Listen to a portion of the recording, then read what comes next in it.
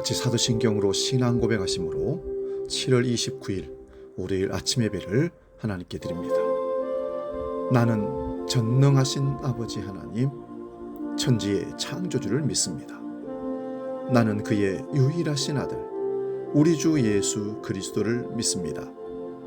그는 성령으로 잉태되어 동정녀 마리아에게서 나시고 본디오 빌라도에게 고난을 받아 십자가에 못 박혀 죽으시고 장사된 지 사흘 만에 죽은 자 가운데서 다시 살아나셨으며 하늘에 오르시어 전능하신 아버지 하나님 우편에 앉아 계시다가 거기로부터 살아있는 자와 죽은 자를 심판하러 오십니다.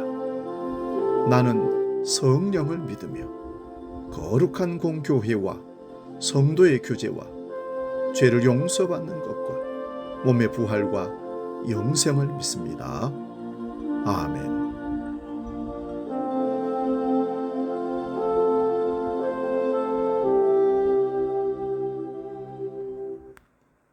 찬송가 406장 고난 내 영혼 편히 쉴 곳과 함께 찬송합니다.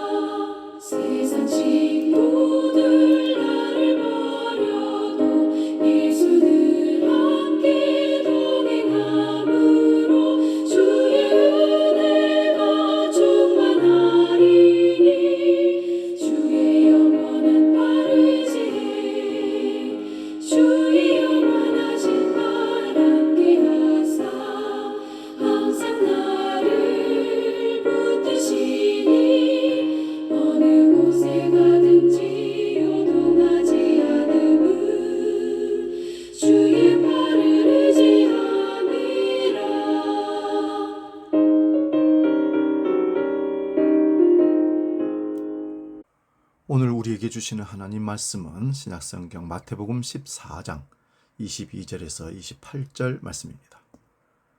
이 말씀 봉독할 때 살아계신 주님의 음성을 들을 수 있기 바랍니다. 마태복음 14장 22절에서 28절 말씀 지금 봉독합니다.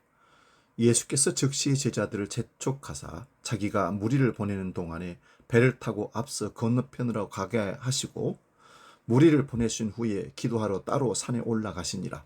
저물매에 거기 혼자 계시더니 배가 이미 육지에서 술이나 떠나서 바람이 거스림으로 물결로 말미암아 고난을 당하더라. 밤 사경에 예수께서 바다 위로 걸어서 제자들에게 오시니 제자들이 그가 바다 위로 걸어오심을 보고 놀라 유령이라 하며 무서워하여 소리 지르거늘 예수께서 즉시 이르시되 안심하라 나니 두려워하지 말라. 베드로가 대답하여 이르되 주여 만일 주님이시거든 나를 명하사 무리로 오라 하소서 하니. 아멘. 오늘 봉독한 말씀으로 배 안은 위험합니다. 이런 제목으로 말씀의 은혜를 나눕니다. 배 안은 위험합니다. 파도가 없고 잔잔한 바다에서 배는 안전한 곳입니다. 그러나 파도가 치고 심하게 흔들리고 물이 배 안으로 들어올 때는 배 안이 더 위험합니다. 이런 때는 배를 버리고 탈출해야 합니다. 오병이어의 기적이 있었던 직후 제자들은 예수의 명령을 따라서 갈릴리 바다를 건너가기 위해 배에 올랐습니다. 제자들은 고요한 바다 위를 노를 저어 건너가고 있었습니다. 배가 갈릴리 바다 중간쯤 왔을 때였습니다. 전혀 예상하지 못했던 강한 풍랑이 몰아쳤습니다. 바다에서 잔배가 굵은 제자들이었기에 거센 비바람이 얼마나 위험한지 잘 알고 있었습니다. 거센 풍랑에 배는 심하게 흔들렸고 제자들은 극심한 공포에 빠져 있었습니다. 이때가 밤 4경, 우리 시간으로 하면 새벽 3시에서 6시경이라고 추측할 수 있습니다. 하루 중 가장 깜깜한 시간입니다. 마치 제자들의 마음을 그대로 대변한 듯 합니다. 위기의 순간에 예수님께서 제자들을 구하기 위해 바다 위로 걸어오셨습니다.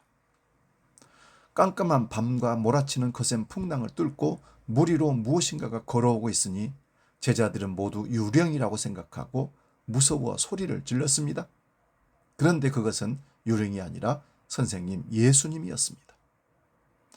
예수님께서 제자들에게 안심하라, 나니 두려워 말라 말씀하십니다. 그 얘기를 듣고 베드로는 선생님, 주님이 확실히 맞다면 주님이 걸어오신 그 물 위로 나로 하여금 걸어가게 해 주소서라고 예수님께 부탁을 드렸습니다. 그러자 주님이 걸어오라 했습니다. 그때 베드로가 걸어가기 시작합니다. 베드로가 물 위를 걷기 시작한 그때 다른 제자들은 아무도 예수님께 걸어갈 생각을 하지 못했다는데 오늘 말씀에 초점이 맞춰집니다. 베드로는 예수님을 향해 걸어가고 있습니다. 그런데 왜 다른 제자들은 예수님께 갈 생각을 하지 못했을까요? 거센 풍랑 때문이었을까요? 그렇지 않습니다. 예수님께 가는 것을 막은 장애물은 풍랑이 아니었습니다. 그들이 의지하고 있던 바로 배였습니다. 그들은 배에 떠나는 것이 두려웠습니다. 배는 망망대해에서 그들을 지켜주는 유일한 버팀목이라고 생각했습니다. 제자들은 물에 빠지지 않기 위해 배를 두 손으로 꼭 붙잡고 있었습니다. 하지만 베드로는 그 배를 미련 없이 나왔기 때문에 예수님께 조금이라도 걸어갈 수 있었습니다. 우리를 예수님께 가지 못하게 막는 진짜 장애물은 세상에 주는 고난과 시험이 아닙니다. 이제까지 나를 지켜준다고 생각했던 그 어떤 무엇, 그래서 내가 의지했던 그 어떤 것, 그것을 우리는 배라고 말할 수 있습니다. 그 배가 진짜 주님께로 나아가는데 장애물이란 사실입니다. 내가 의지했던 그 사람, 내가 의지했던 그 물질, 내가 의지했던 세상의 것들이 바로 장애물인 것입니다. 그것을 버릴 때 우리는 주님께 더 가까이 나아갈 수가 있습니다. 베드로가 배를 떠나 삼킬 듯한 파도 위에 발을 올려놓았습니다. 그리고 그는 파도를 밟고 예수님께 걸어갔습니다. 적어도 예수님만을 쳐다보고 갔을 때 말입니다.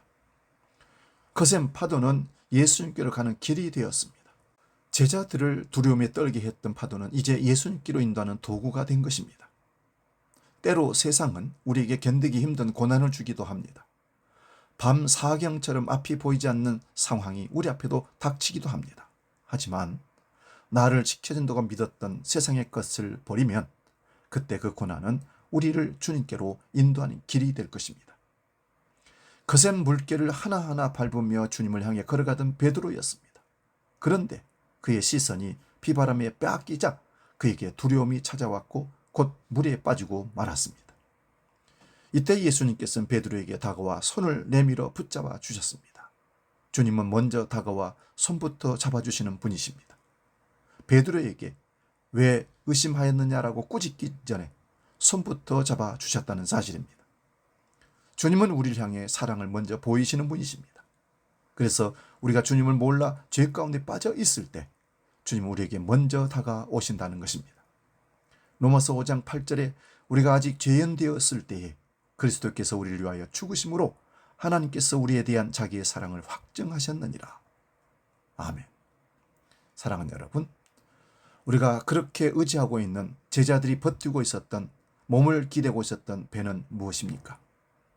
여러분이 그렇게 의지하고 주님보다 더 사랑하고 의지했던 그것을, 그 배를 버리는 순간 우린 주님을 만나게 될 것이고 주님께서 다가오셔서 손잡아 주시고 우리를 이끄셔서 천국으로 인도하실 것입니다. 우리가 의지하는 배, 그것을 버릴 수 있기를 바랍니다. 그것이 오히려 주님께 나아가는 장애물이 되고 우리를 더 힘들게 지옥으로 빠뜨리는 위험이 되고 유혹에 넘어가는 도구가 된다는 사실을 기억하시기 바랍니다. 기도하겠습니다.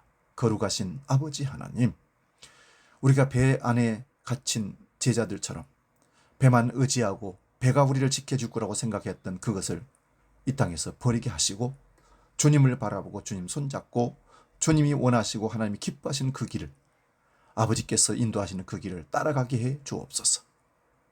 이제는 주기도로 함께 기도합니다. 하늘에 계신 우리 아버지, 아버지의 이름을 거룩하게 하시며 아버지의 나라가 오게 하시며 아버지의 뜻이 하늘에서와 같이 땅에서도 이루어지게 하소서. 오늘 우리에게 일용할 양식을 주시고 우리가 우리에게 잘못한 사람을 용서하여 준 것 같이 우리 죄를 용서하여 주시고 우리를 시험에 빠지지 않게 하시고 악에서 구하소서.